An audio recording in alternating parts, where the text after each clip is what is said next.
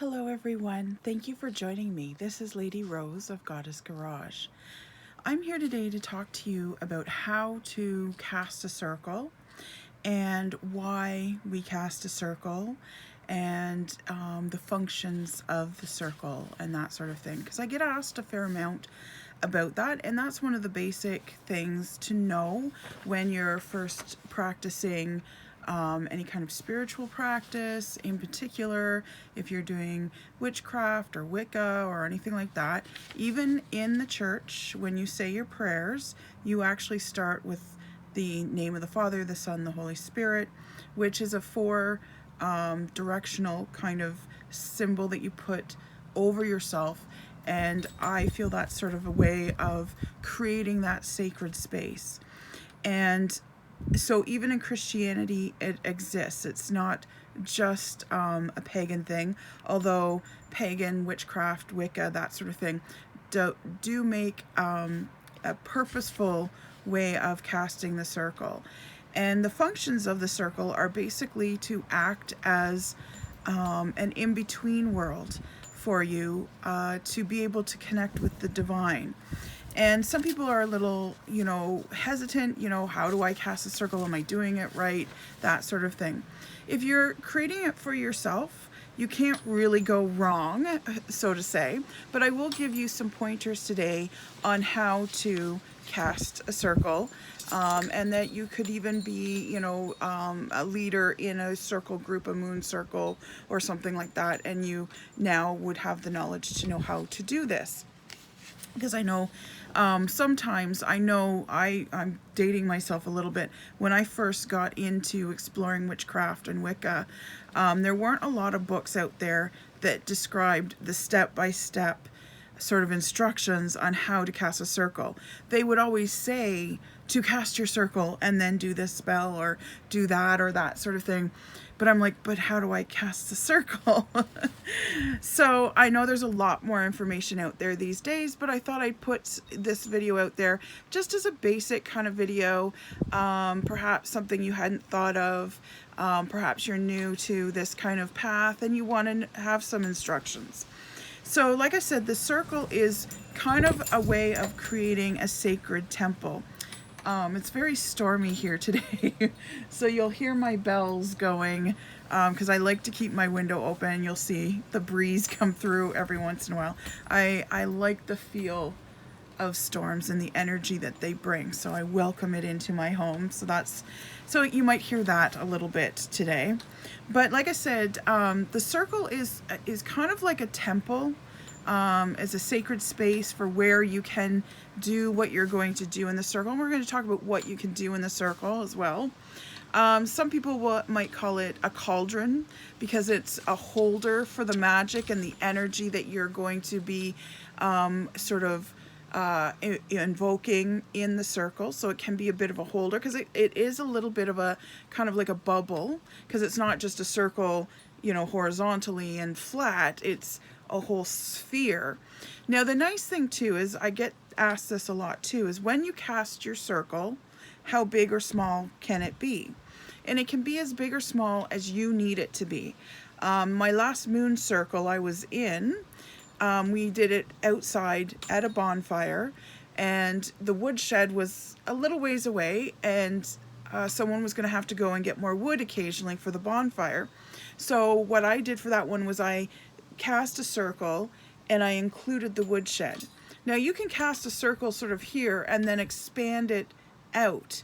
And a lot of times when I've done circles for myself, I will cast a circle around me and then I'll expand it out to include my house, my apartment, my property, whatever it might be, kind of thing. So whatever I need covered for that point. If I'm doing a protection spell, when I would do it out at my farm, I would make the circle big enough that it was around my property, and then I would do the protection spell there. And even though I was in my house, the circle was much bigger, and that was acting as a huge cauldron for that protection spell that I was doing, kind of thing. So you can cast it as big or small, and you can cast it so you kind of visually sort of see it, but then you can push it out if need be. Now, that being said, if you, for instance, cast a circle and realize you got to go to the bathroom, or you've forgotten the matches on the other side of the circle to light the candles that you're going to light at your altar, you can also cut a door. You don't have to expand the circle necessarily, although you can, but you can cut a door. So when I'm doing group circles, what I'll do is I'll ask for the bone people. I usually let people volunteer. I ask for bone people, and the bone people are the 4 directions. And why I call them the bone people is because they're the bones of the circle that we're going to be casting as a group. And it's their support that not only do they light the candles in each direction, but their job within the circle is 2 things. One, to hold structure of the circle. So their energy is helping to hold that circle up, as is everyone in the circle, but they have a specific, mindset that this is my job, is to add structure to the circle and to hold it up for those that might need extra help or whatever it might be. The other thing the bone people tend to do is, if someone in the circle, and it happens, nature calls, and suddenly, you're 10 minutes into the ritual and someone's got to go pee. I usually check ahead of time, make sure everyone's gone pee, but like I said, nature calls when it calls. So as a bone person, their responsibility also is to draw a door in the circle, open it for the person who has to go to the bathroom, and they hold the door till the person comes back, and then they let that person back in, and then they seal that door back up. So that's part of the job as the bone person too.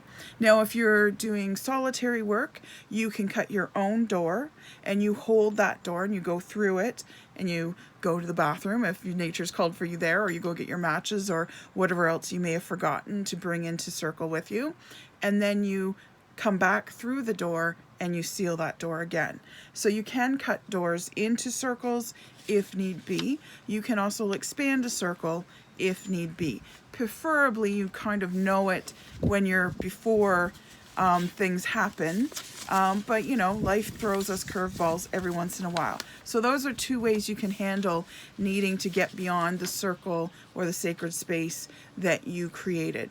Now, generally speaking, once you've created sacred space, this is the space that's sacred for that time being. Hopefully you've turned your phone off. Hopefully you've, told people who live with you or kids or whatever that, mommy needs some time to do this ritual, or if you've got roommates, I need some time by myself, uninterrupted, so please don't knock on my door or whatever, that sort of thing. Animals are sort of a different thing. Animals tend to be drawn to the circle. So I let my cats wander in and out as they want in the circle. Often my dogs want to be with me and they'll be sitting in circle with me because they love that energy.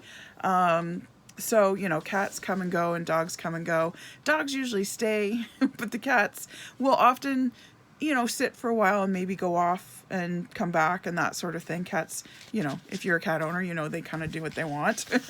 So like I said, circle can be that cauldron as well. Now, circle is that sacred space, and it's for altering your consciousness. And that's the idea behind the circle. It's in between the worlds. So it's not necessarily, it's partly here, it's partly in divine as well, and you can start to feel the divine energy very quickly once you cast that circle and once you call the directions in, kind of thing.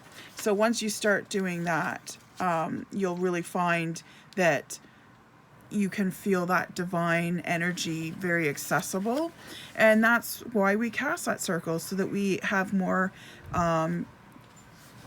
ability to touch into that energy that we want to touch into. Now, there's a couple of different methods for how to cast the circle.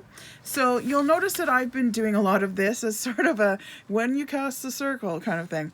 It's because you'll notice crones often will use their fingers, usually the first or the first two fingers of the, usually their more dominant hand, more often than not right hand, whether it's their dominant or not, it tends to be the right hand, but if they're left hand dominant, they might use the left hand as well. So as a crone, I do tend to use my fingers because as you get older and wiser, you realize the power's here. Now, I have cast circles with tools as well. Your wand, your athame, sword, that sort of thing. And that can be a very powerful experience as well.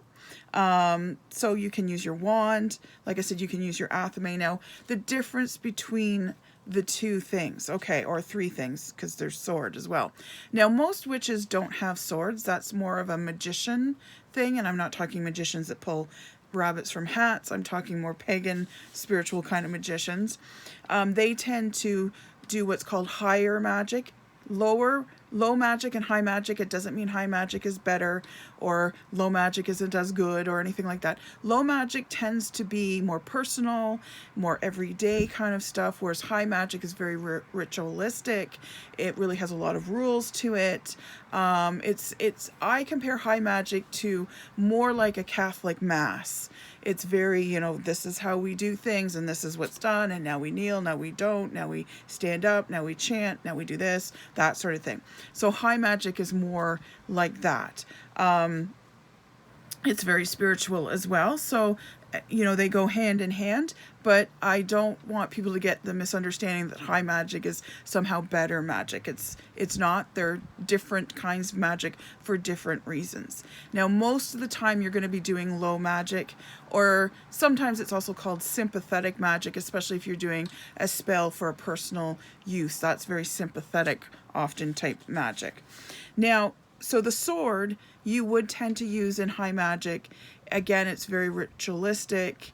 It would be very, you know, once in a while. It's not like every even Sabbath would you be using it kind of thing. And like I said, most witches don't have swords. It does tend to be more of a magician thing. Got some extra papers here, but anyways. Then there's the wand and the athame. So the wand is more feminine and the athame is more masculine energy. So there's two different ways that you can use that. If you're feeling that you want more masculine energy in your circle, then you could use the athame. The athame tends to push out as well. Whereas the wand, if you're feeling you want more feminine energy for your circle this time around, then you can use the wand. And the wand tends to be a receptor. It receives energy as opposed to pushing out energy. So if you're directing energy somewhere, then you may want the athame. Now, saying that, if you cast your circle with the wand and then want to use the athame in your spell, that's totally okay. That's totally legit. It doesn't mean because I cast my spell with the wand, or cast my circle, I mean, with the wand, that now I have to use my wand for the rest of this circle. No, you can use both interchangeably and depending on what energy you want. So like I said, athame tends to push out. It is more masculine in energy, so it tends to draw that masculine energy out. It's a very powerful thing. I tend to use it a lot on summer solstice because I feel summer solstice is a very masculine kind of holiday. You know, the Holly King is taking over. Sometimes I'll use it in Yule too, because again, the kings are exchanging roles again, going to battle again, and you know, the Oak King is taking over at Yule time, that sort of thing. When you use the athame, I feel like I'm stepping into my power, that I'm stepping into my truth. I find I'm often a little more vocal when I use my athame, because it has that energy about it, right? Very lion kind of energy, I feel. I feel very powerful, like a powerful queen when I use my athame. Now, when I use my wand, I tend to feel more like a fairy queen, a little softer, but strength in that gentle way, as opposed to that kind of pushing way.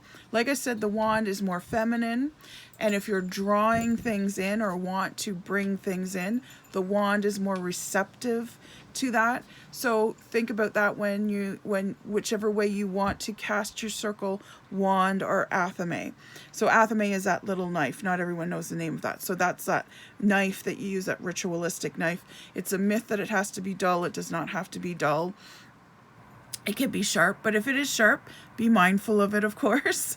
And like I said, with the wand, it's a little more receptive.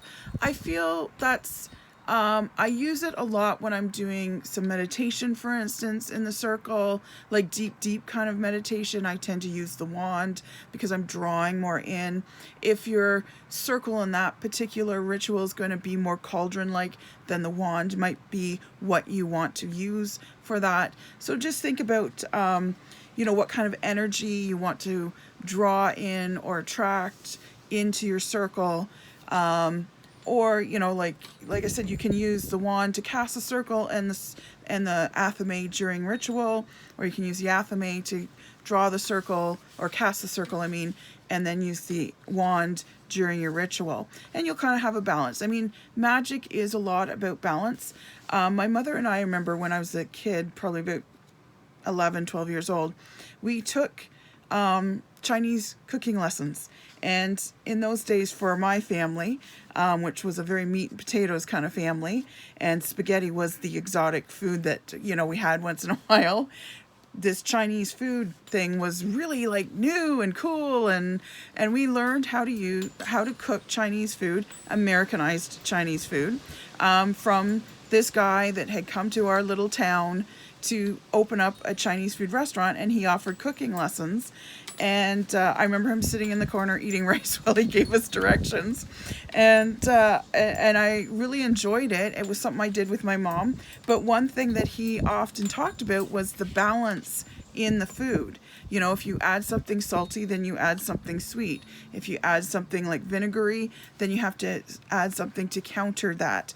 So that it was always like you always went to kind of two things you were adding, because you were adding this and countering it with that. Sort of like if you add salt, you got to add pepper kind of thing, right?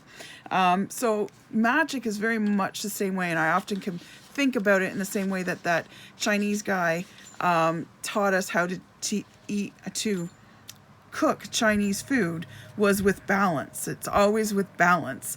And he really stressed that. And it was an early experience of this balance thing that I had never experienced. I experienced it in food, and now I experience it in magic. And I tend to take that approach when I'm in my circle doing ritual. I tend to balance things out, masculine and feminine, and I try not to go too far in any one direction, because sometimes that can create some imbalance. Now, that doesn't mean to say you can't have complete feminine energy in a circle, and it's nothing but we're looking at our feminine side. I've done those. I've done ones where it's heavy on the masculine, and that's awesome as well, to experience that full energy in its full potential, and knowing what that is all about, what that energy feels like. Because as human beings, whether we present as masculine, feminine, or something in between, we have both in us, and we can embrace both.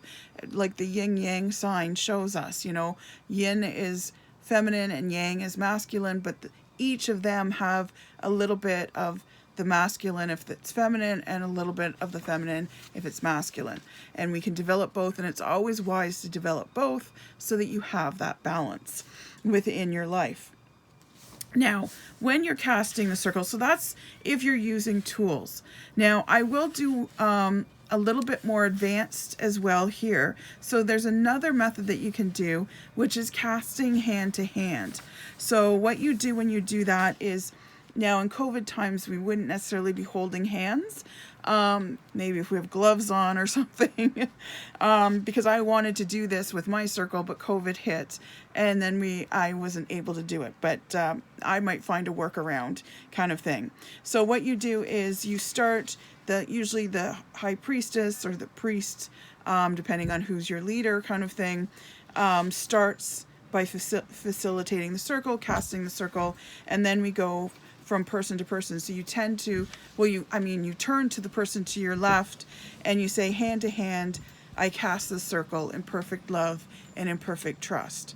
And then the next person, when I say that to the person to my left, the next person then turns to their left and say, I cast this circle, hand to hand, I cast this circle in perfect love and in perfect trust. And I've been in a circle where we've done that, and it's a beautiful experience, and I want to bring it to my circle. But like I said, we'll have to find a workaround for COVID, because you're supposed to hold each other's hands, and in some cases you actually exchange kisses as well, which is another thing that we don't do in COVID, but we can find a workaround, so we'll figure it out.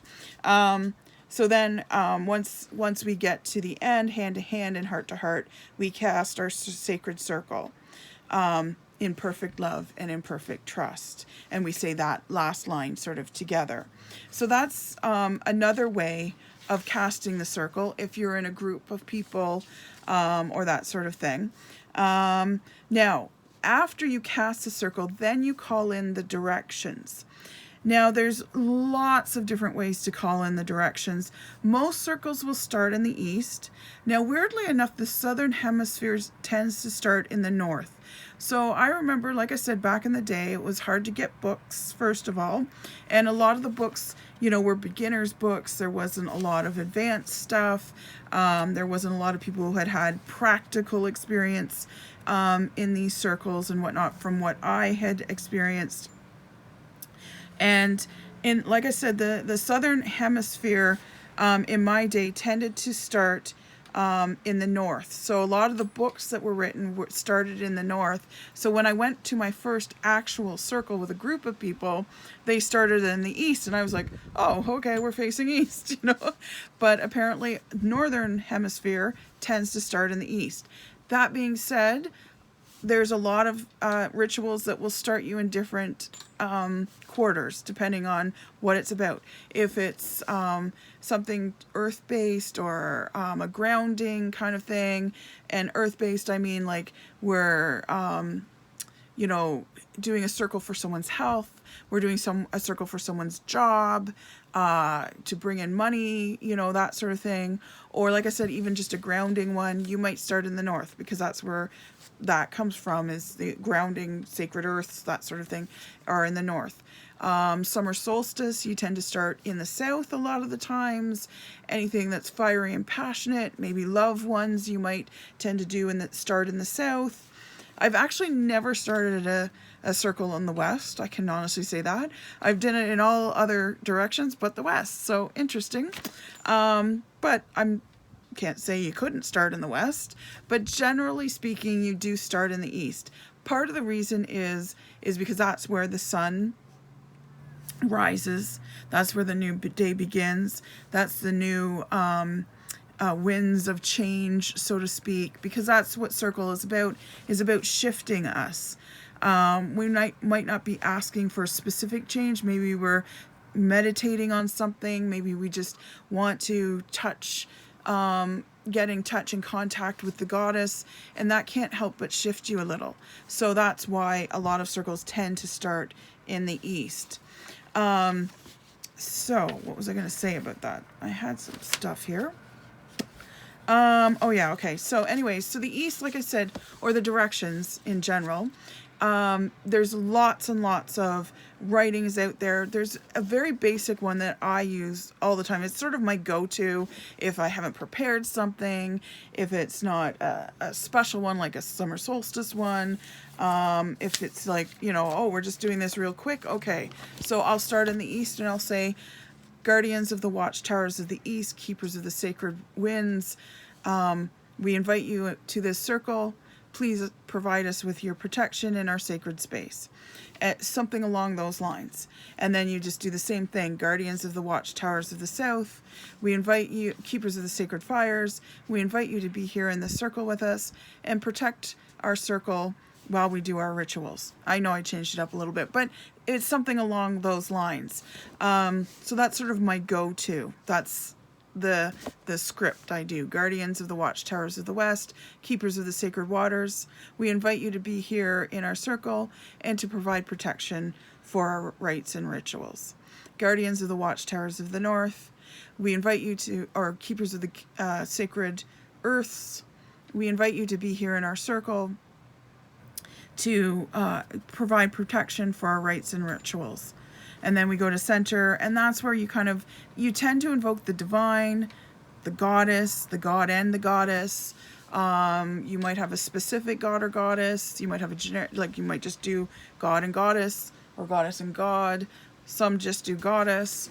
I often do goddess and just goddess. I have to admit, it's my sort of go-to kind of thing. And you just invite them in to be here again along with the guardians of the watchtowers. Now in some circles they speak of the creatures of each one, like the gnomes and the dwarves tend to be of earth, the sylphs are of the fire. Sometimes they have angels that they invite in as well, because there's guardians of each of the angels of each of the directions. And then there's, more elaborate ones, like for instance, I've got it written down here. I call the ancient spirits of the east, powers of the air, where the sun rises, powers of wonder and imagination, clarity and communication, powers of a child's laughter, powers of music and dawn breaking, powers of breezes blowing and birds singing, power of the eagle and the butterfly flying. I invite you to the sacred circle. Hail and welcome. So that's just for the east. So that's a pretty bigger one. There are some that can get quite elaborate, so it's up to you. You can make it as simple as you want. Like I said, guardians of the watchtowers of the east, keepers of the sacred winds, we invite you, blah blah blah, right? So it's up to you how easy, short, long you want it to be. And each of those go into each of the different ones. Like I call the ancient spirits of the west, powers of the water, where the sun sets, powers of love and compassion, of feeling and dreaming, powers of water flowing, powers of the mother's womb, powers of deep oceans and gentle rains, power of the whale and the dolphin swimming. I invite you to the sacred circle. Hail and welcome. So if you want to know this one that I'm reading from, you can go to my Facebook page, because I'll post it up there. And if you don't see it in a post, it will be there, but maybe, you're watching this a year or two after it's been posted. Please message me on my Facebook page or email me. I'll try and remember to put my email in here, and ask me for that if you want it. I'll give it to you, kind of thing.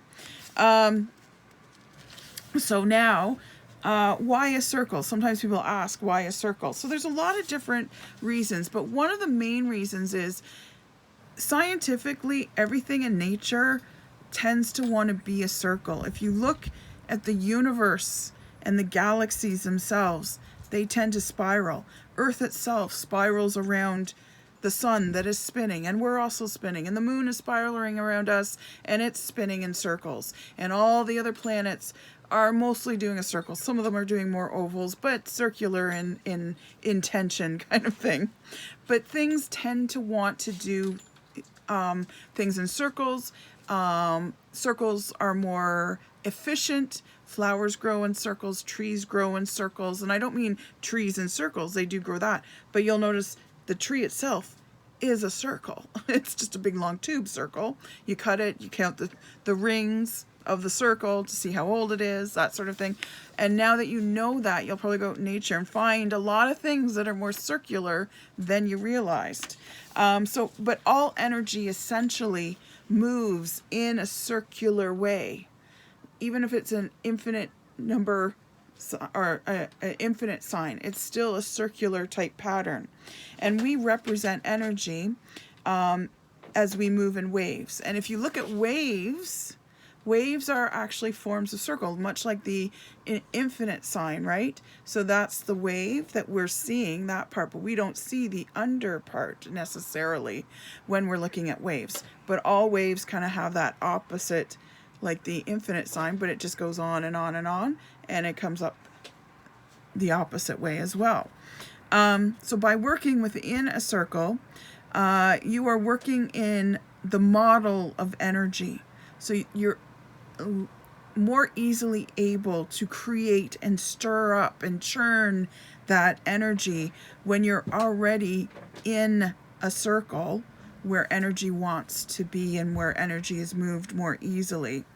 When you work with energy within a circle, you are working with the harmony of the flow of all energies, yourself, the world, like the reality you're in, the divine world, the universal world, the universe kind of energy, that sort of thing. You're working with the natural flow of energy. Now, like I said in my moon video when I was talking about the phases of the moon, so if you want to know more about that, please look for that video as well on the playlist. But when you work with the phases of the moon, I was talking about what each phase represents as far as energy goes, because some phases of the moon pull things in and some phases of the moon push things out. And if you want to push something out of your life, like a bad habit, a debt, a lover, your mother-in-law, whatever it might be, that look for the phase of the moon that pushes things out. If you want to pull things in, like a lover, works both ways.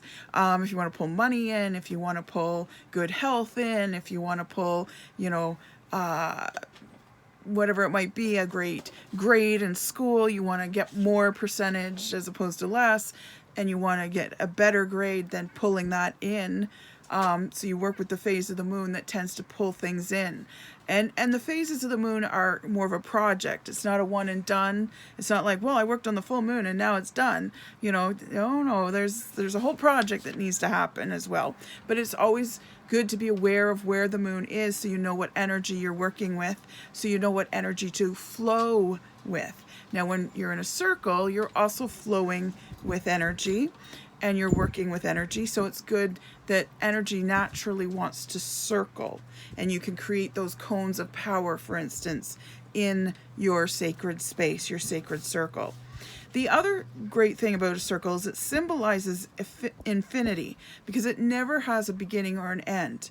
And anybody who's in the circle is equal. Just like King Arthur's round table, kind of thing. He had everyone sitting at the table so that in a circle you can all see each other.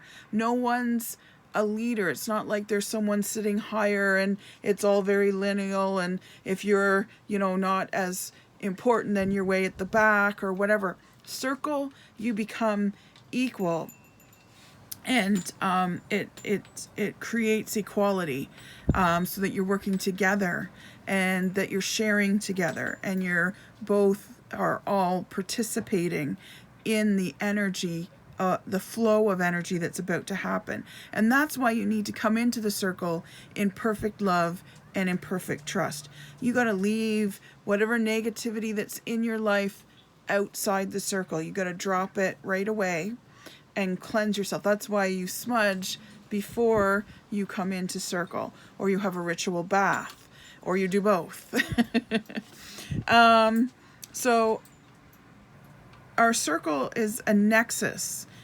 It's joining the worlds of the spirit and matter, the divine and human. Like I kept saying, it's in between worlds. So we're connecting with the divine, and we're creating that space of sort of right in between, of nowhere, nothingness, but everything and all at the same time. There's a lot of paradoxes in spirituality and in magic. So it is that nexus of kind of joining those two worlds. Like I said, the spirit and matter and divine and human.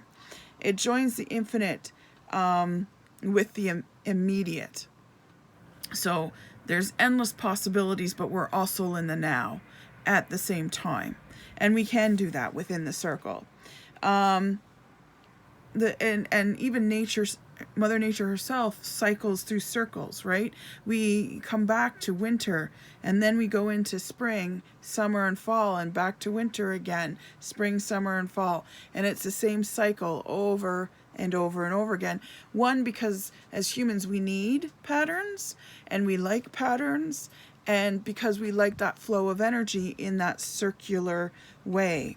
The moon, the sun, the tides, and the heavens all have their seasons as well. The stars above us, you know, there's a time when Aries is around, and when, you know, Capricorn's around, that sign, the sign is having influence. There's times when the planets themselves are in our realm, like when Pluto's in our realm, you know, it has effects on us, because it does come closer at certain points. I mean, it's not right next to us, but by universal standards, it's practically a neighbor. You know, when you look at the whole universe kind of thing. The other thing, working within a circle helps our psyches attune to the natural rhythms of divine energy. So it opens us up so that we're more able to make those connections more easily, to make those shifts, to have those aha moments. And it regulates the order of our natural world. It's very cleansing to be in circle, just to bask in that energy. Even if you do nothing else but just bask in the energy, that in of itself is a ritual as well. When you take your place in the circle, like I said, it in the physical shape, the roundness literally and immediately changes the energy dynamics with which we have been conditioned to approach spiritually. Because if you look at, for instance, churches, they tend to be very linear because they were often created and conceived by the patriarchy, which tends to be very linear.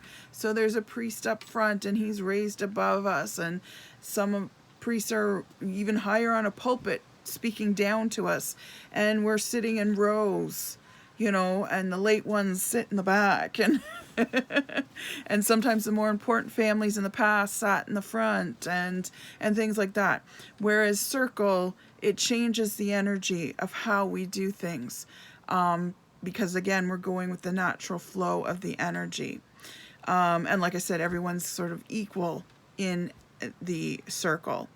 The shape of the circle itself places us in the view of everybody, whereas in church, when I know when I've gone, you know, little kids can be looking back at you and you're making funny faces at them, but you have to look behind you. You can't see everybody. The only time you kind of see people behind you, if you've been good and not been peering around all sermon long, is when you do the handshake of peace, and you do the peace be with you. That was always a fun part for me when I was a kid, because it gave me something to do, and it was like, hey, I can say peace be with you to everybody.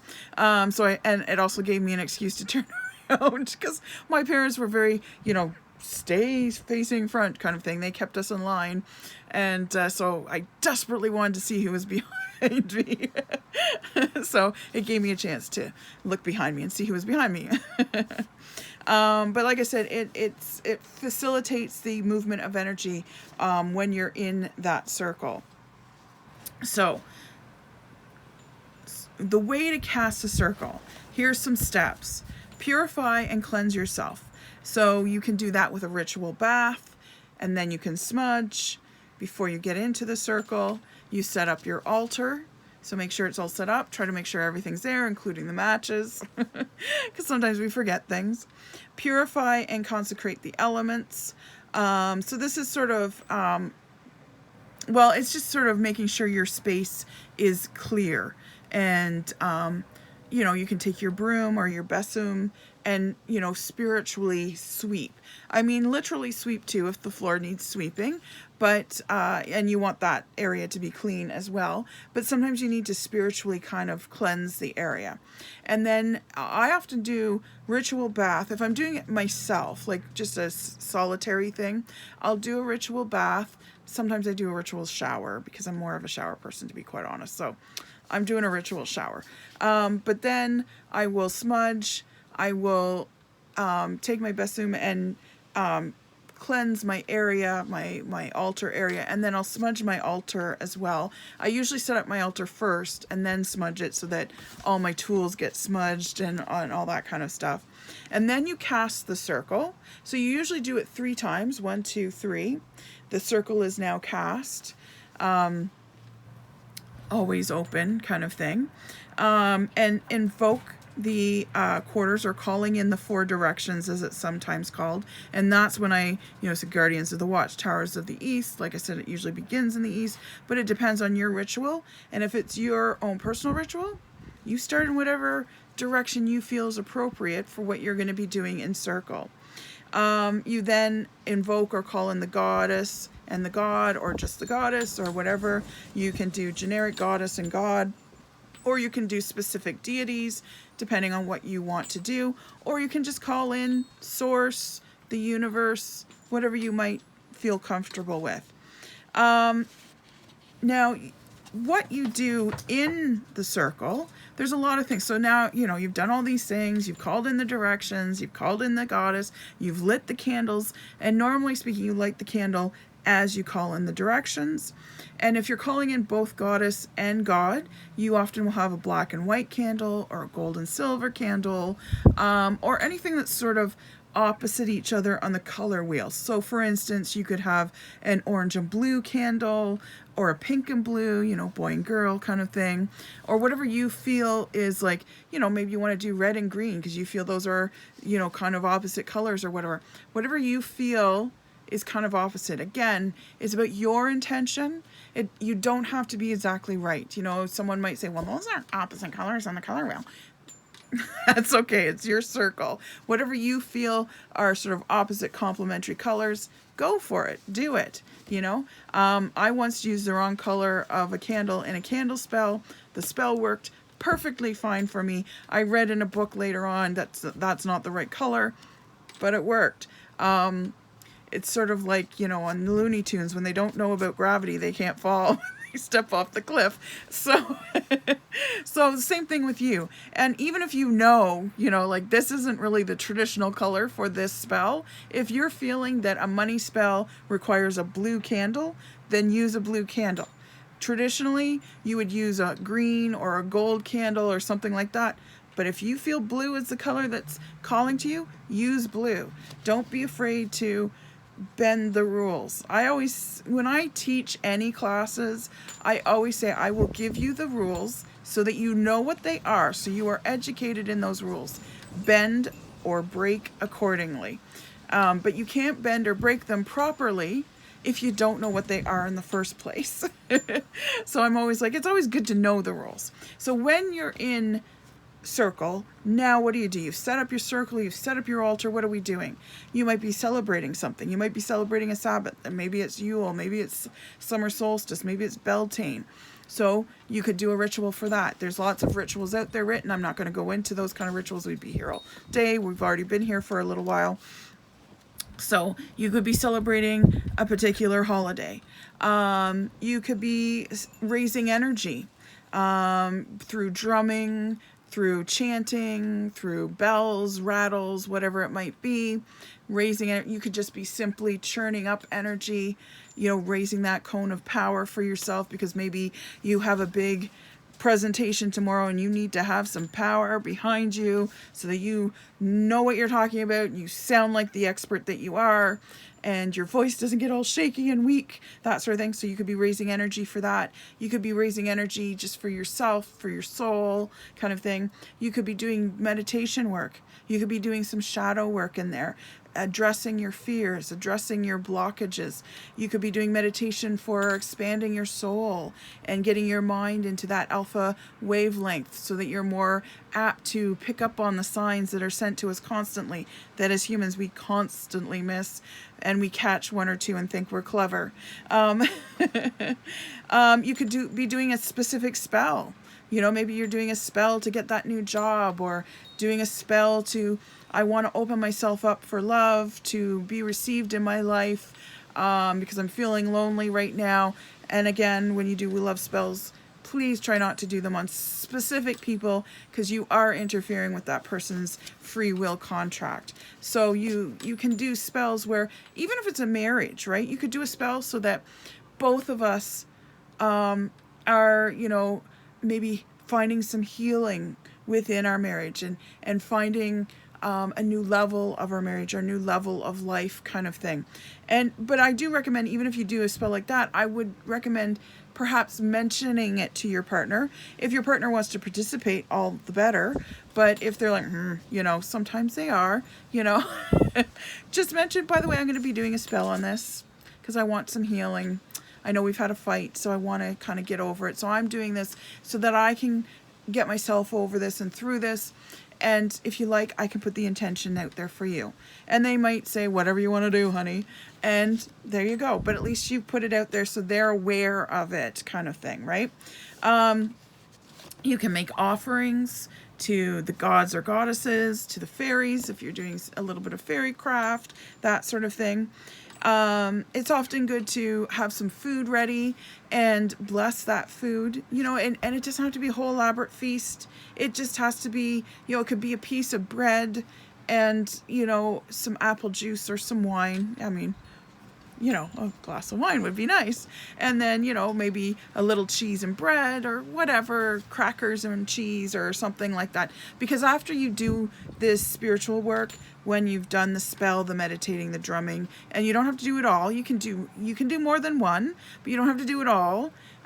You might just do one thing and just the spell, and that takes its energy in of itself. It's good to reground. So blessing your food, and blessing, it's sort of the blessing of the cakes and wine kind of thing. So the whole, you know, Eucharist thing that happens in the Catholic Church, not a new thing, by the way.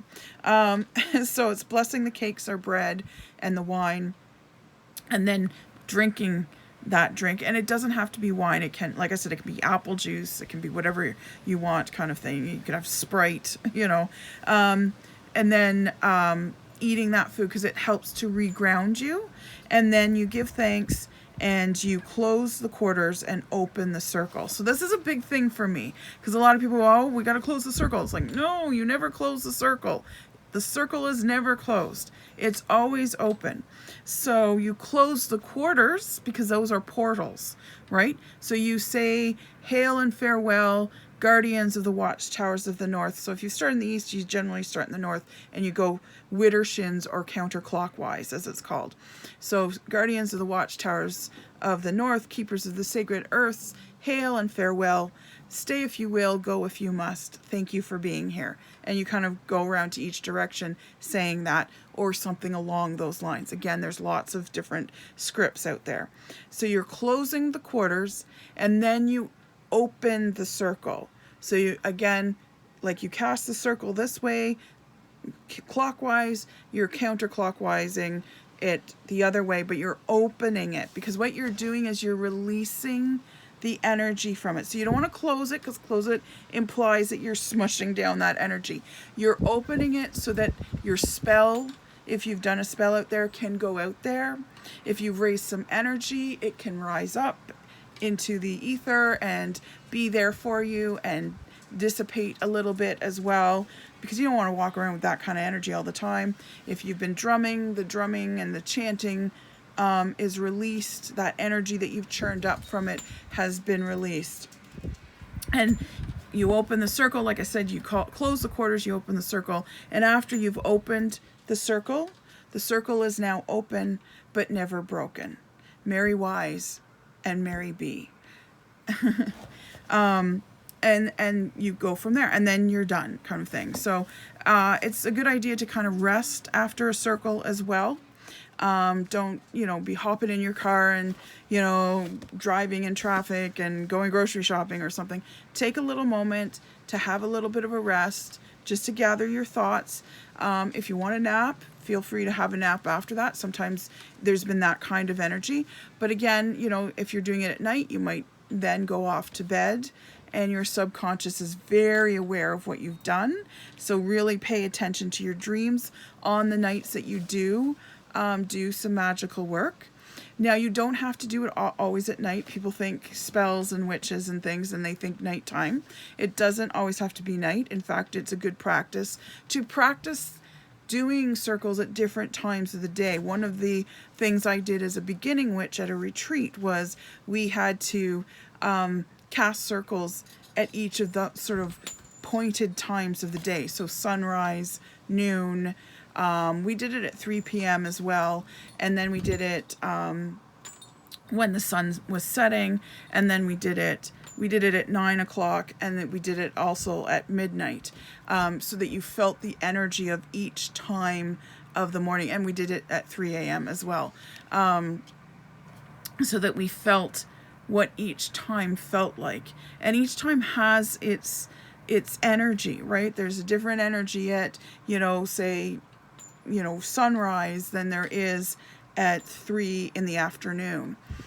So don't feel like I want to do a circle right now, but it's only 2 o'clock. I don't know.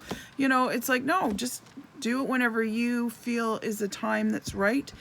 Spells can be done early morning, they can be done afternoon, they can be done evening, they can be done at night, that sort of thing. So don't let that hold you back either. I am not one. I do work with the moon energy, but I know there's a lot of people like Friday's a good day to do money spells, and Tuesday's a good day to, I can't remember what Tuesday is, but they have it down to the day of the week. They even have it down to the hour sometimes, like 3 p.m. is good for this and 10 o'clock a.m. is good for that. I don't do that myself. I love that I know and have participated in knowing what the energies of the day feel like. And sometimes I do circles, my own personal ones. I'm pointing over there because my altar's over there. My own personal circles. Sometimes I'll do them in the morning. Sometimes I'll do them in the evening. Sometimes I do them mid-afternoon. But I just go with what feels right for me. And what my energy level is like. I think because I have fibromyalgia, I've learned even more to work with my own energy and how I'm feeling, as opposed to, well, it's Tuesday, I got to do that spell even though I don't feel like it, that sort of thing. So not to say there isn't anything to the days of the week, this day is good for that and that hour is good for that. I generally stick to the moon cycles, like if it's, a waning moon, well, now's a good time to push things out of my life kind of thing. If it's a full moon, now's a good time to kind of hit that next level, show that gratitude, that sort of thing.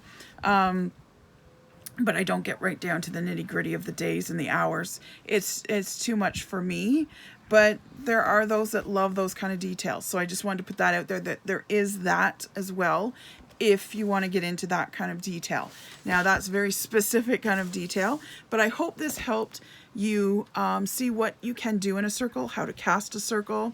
If you have any questions, please put them in the comments and I will do my very best to answer them. I know a lot, but I don't claim to know everything. I am a practicing witch, or have been a practicing witch for a long time now. I would say going on 35 years or so. So yeah, I've been around for a while. So I'm happy to share this knowledge with you guys. And like I said, if you have any questions, please feel free to seek me out for some guidance. So, Merry Wise and Gentle Be, and thank you so much for being here. I hope you'll click on some of the links below that I'll provide, and I hope you enjoyed this video. I'm happy that you were able to be here with me. Take care. Bye.